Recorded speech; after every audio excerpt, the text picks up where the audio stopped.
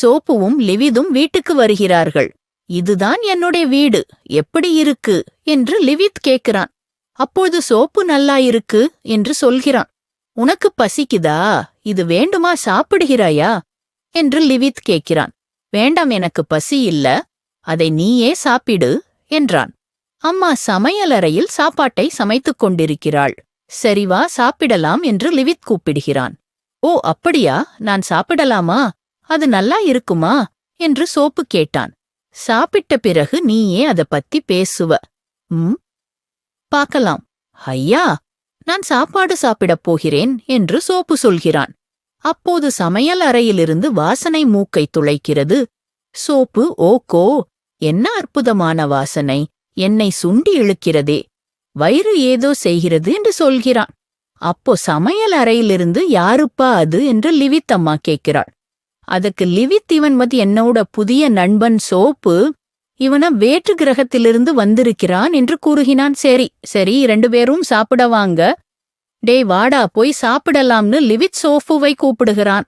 அதற்கு சோஃபு, இருடா, நான் இந்த மாத்திரையை வாயில் போட்டுக்கொள்கிறேன், அப்போதுதான் என்னால் சாப்பிட முடியும் என்று சொல்லிக்கொண்டே தன் கையிலிருந்த பச்சை கலர் மாத்திரையை எடுத்து சாப்பிடுகிறான்.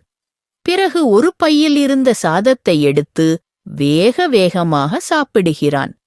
இதை பார்த்த லிவித்தின் அம்மா, சோப்பு சாப்பிடுவதை நிறுத்து, அப்படி சாப்பிடக்கூடாது, நான் சொல்லித் தருகிறேன், இருவரேன் என்றாள். முதலில் சாப்பிடும்போது அமைதியாக இருக்கணும், கொஞ்சமாக தண்ணீர் குடிக்க வேண்டும்.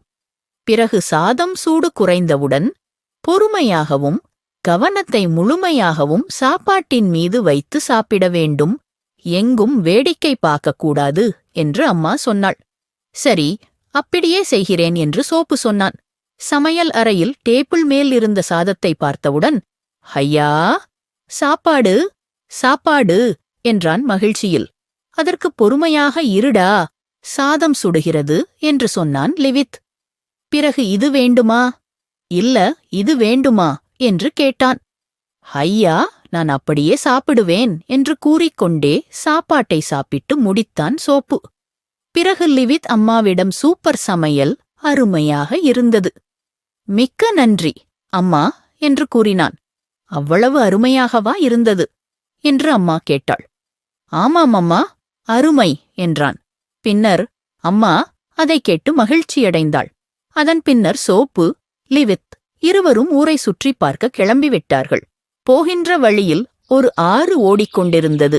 அந்த ஆற்றில் இறங்கி, ஐயா, ஜாலி ஜாலி என்று கூறிக்கொண்டு இருவரும் தண்ணீரில் ஆட்டம் போட்டார்கள். பிறகு அங்கிருந்த பூங்காவில் மயில்களை பார்த்து மகிழ்ச்சியடைந்தார்கள். அங்கு பறவைகளும் பட்டாம்பூச்சியும் இசை பாடின. பின்னர் அருகில் இருந்த மரத்தின் நிழலில் இருவரும் அமர்ந்தார்கள். அங்கு முயலும் அணிலும் மற்றும் மயிலும் விளையாடின. அன்று இரவு வந்ததும் சோப்புவும் லிவித்தும் வானில் உள்ள நிலவையும் நட்சத்திரத்தையும் பார்த்து ரசித்தார்கள். வானம் எவ்வளவு அழகாக இருக்கிறது என்று கூறிக்கொண்டு இருவரும் மணிக்கணக்கில் பேசிக் கொண்டிருந்தார்கள். மறுநாள் காலை விடிந்தது.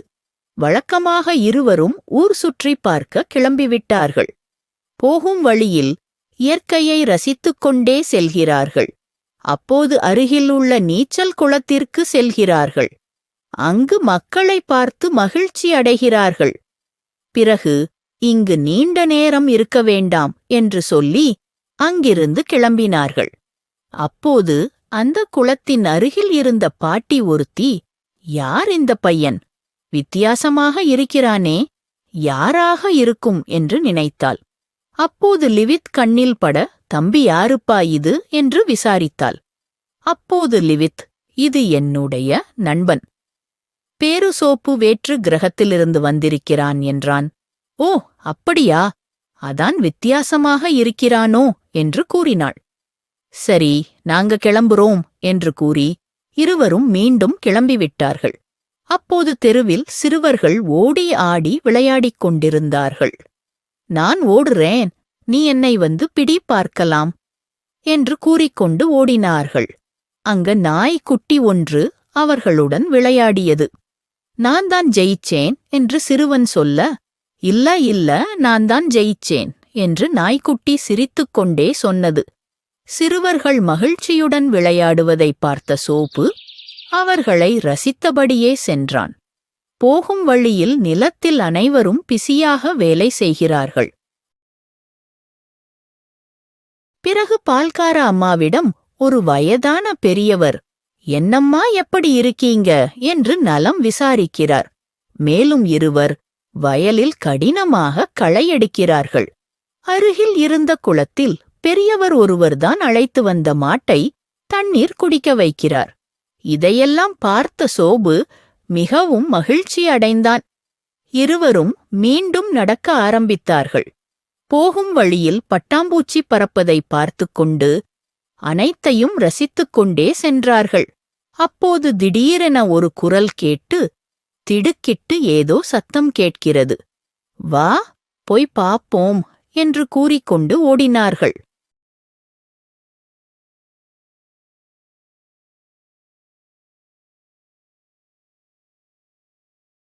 போகும் வழியில் ஒரு குரல் கேட்டது. பயிர்கள் எல்லாம் கருகிவிட்டதே என்று ஒரு பெரியவர் புலம்பிக் கொண்டிருந்தார்.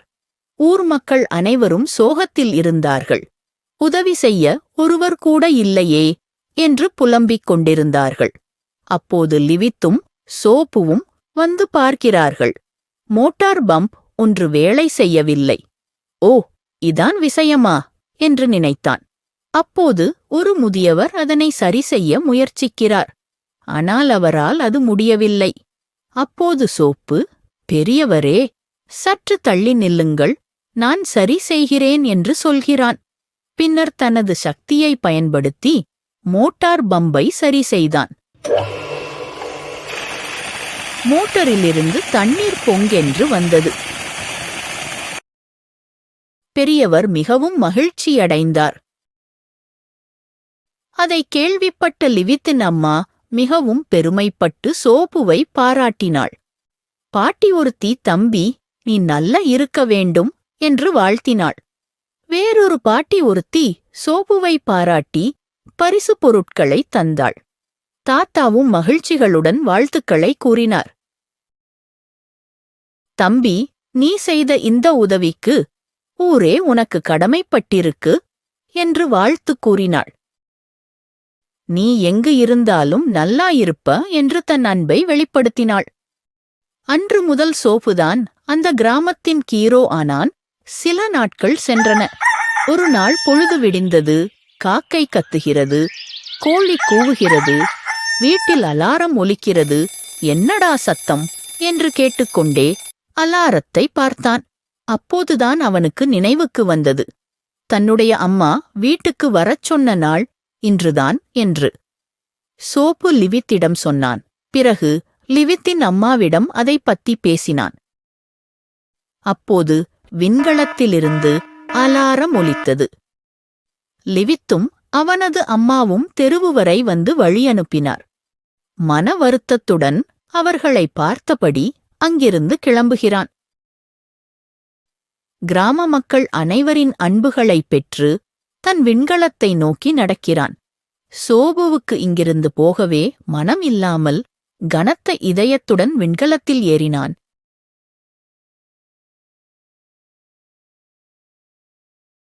அங்கு ஏதோ ஒன்று, இனம் புரியாத ஒரு பாசம் ஒன்று அவனது இதயத்தை அழுத்துவது போல் இருந்தது.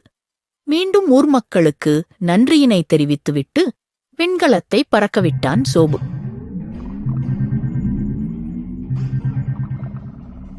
விண்கலம் விண்ணில் பாயத் தொடங்கியது.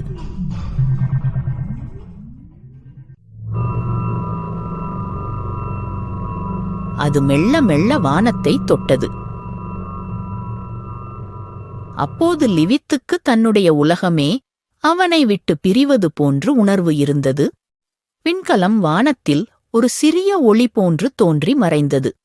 லிவித் பெருமூச்சை விட்டுக்கொண்டு என்றாவது ஒரு நாள் சோபு திரும்ப வருவான் என எண்ணிக்கொண்டு வானத்தையா வெறித்துப் பார்த்தான். கதை முற்றும்.